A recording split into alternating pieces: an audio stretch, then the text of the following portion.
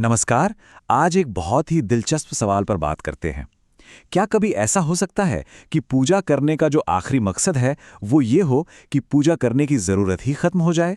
आज हम एक ऐसी ही आध्यात्मिक यात्रा को समझने की कोशिश करेंगे, एक पुजारी से पूज्य बनने का सफर। तो ये सफर शुरू होता है एक बहुत ही बुनियादी सवाल से।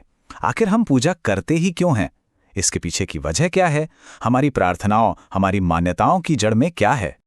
देखिए, ग्रंथ के हिसाब से ना, इसकी जड़ में एक वादा है, एक बहुत गहरा वादा जो इंसानियत मुश्किल और जरूरत के समय में ईश्वर से करती है। ये एक तरह की पुकार है जो कहती है, जब आप आएंगे तो हम पूरी तरह से आपके हो जाएंगे, हम खुद को आप पर न्यौछावर कर देंगे। और बस यही वादा हमें इस यात्रा के पहले पड़ाव पर ले आता है, जिसे ग्रंथ में भक्ति मार्ग कहा गया है। तो ये भक्ति मार्ग है क्या? असल में इसे एक ऐसे दौर की तरह समझाया गया है जिसमें आत्मा अपनी असली पहचान, अपना आत्मस्वरूप भूल चुकी है। और जब हम खुद को ही भूल जाते हैं तो जाहिर है हम सहारा और शांति बाहर ढूंढते हैं और फिर अलग अलग देवी देवताओं और छवियों की पूजा करने लगते हैं। इस भक्ति मार्ग की ना कुछ खास पहचान है। पहली तो ये कि ये शुरू ही तब होता है जब आत्मा खुद को भूल जाती है। दूसरी बात, इसमें किसी एक की नहीं बल्कि अनेकों की पूजा होती है। मतलब ये लगातार एक खोज की, एक अधूरेपन की अवस्था है जो विश्व चक्र के आधे समय तक, मतलब एक बहुत बहुत लंबे समय तक चलती रहती है। और यहीं पर इस मार्ग का एक बड़ा दिलचस्प पैराडॉक्स छिपा है। इस अवस्था में कोई भी पूरी तरह से पूजने योग्य हो ही नहीं सकता। क्यों? क्योंकि हर कोई, चाहे वो कोई महान संत ही क्यों ना हो, वो भी तो अपने से ऊपर किसी और शक्ति को याद कर रहा है। लेकिन फिर कहानी में एक बहुत बड़ा मोड़ आता है। वो सदियों पुराना वादा पूरा होने का समय आता है।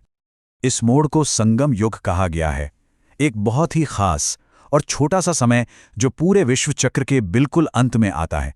और ग्रंथ के अनुसार यही वो इकलौता, एकमात्र समय है जब ईश्वर स्वयं आकर वो ज्ञान देते हैं। अब ये जो शिक्षा है, ये एक बहुत आम धारणा से बिल्कुल अलग है। आमतौर पे क्या माना जाता है कि ईश्वर हर युग में आते हैं, लेकिन ये ग्रंथ कहता है कि नहीं, ऐसा नहीं है। ईश्वर का ये आगमन एक अनोखी, एक अकेली घटना है। तो सबसे जरूरी बात क्या है? एक, पूरे के पूरे चक्र में सिर्फ एक बार। ये घटना दोहराई नहीं जाती और यही बात इसे और भी ज्यादा खास बना देती है। ठीक है, तो ईश्वर आते हैं, पर वो कौन सा ज्ञान देते हैं? इस अधूरेपन का, इसका सल्यूशन क्या है? तो इस ज्ञान की शुरुआत होती है आत्मा की पहचान से। ग्रंथ आत्मा को कैसे डिस्क्राइब करता है?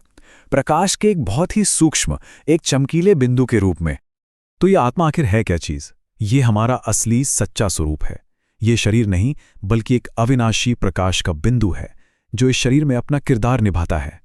और ग्रंथ के अनुसार यही आत्मा 84 जन्मों की एक लंबी यात्रा, एक पूरा साइकिल तय करती है। लेकिन सवाल यह है कि इस आत्मा को हम जाने कैसे? क्योंकि इसे इन भौतिक आंखों से तो नहीं देखा जा सकता। इसे जानने के लिए ज्ञान की एक तीसरी आंख चाहिए, एक गहरी, एक आंतरिक समझ की जरूरत होती है। और यही ज्ञान आत्मा को एक अद्भुत सफर पर ले जाता है। इसकी पहली अवस्था है ब्राह्मण, मतलब एक विद्यार्थी जो सीधे ईश्वर से ज्ञान लेता है। फिर जब यह ज्ञान पूरी तरह जीवन में उतर जाता है तो आत्मा देवता बन जाती है, यानी पूज्य। और फिर समय के साथ जब शक्तियां धीरे धीरे कम होने लगती हैं तो क्षत्रिय अवस्था आती है। और ये हमें ले आता है यात्रा के अंतिम लक्ष्य पर, पूज्य अवस्था। एक ऐसी स्टेज जहां किसी की पूजा करने की जरूरत ही खत्म हो जाती है। यहां पर जरा फर्क को समझिए।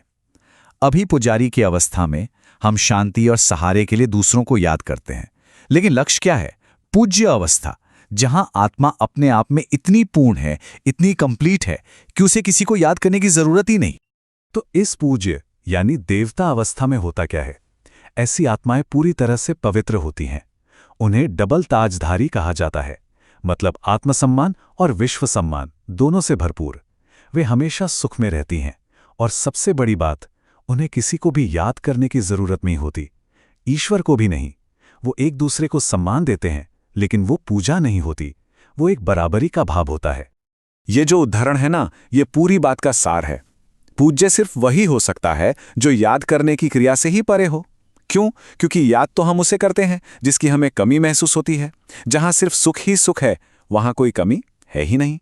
तो चलिए इस पूरे विश्लेषण को समेटते हैं। इसकी सबसे मुख्य शिक्षा क्या है? हमें क्या समझकर जाना है? ये कहानी एक महान ट्रांसफॉर्मेशन की है।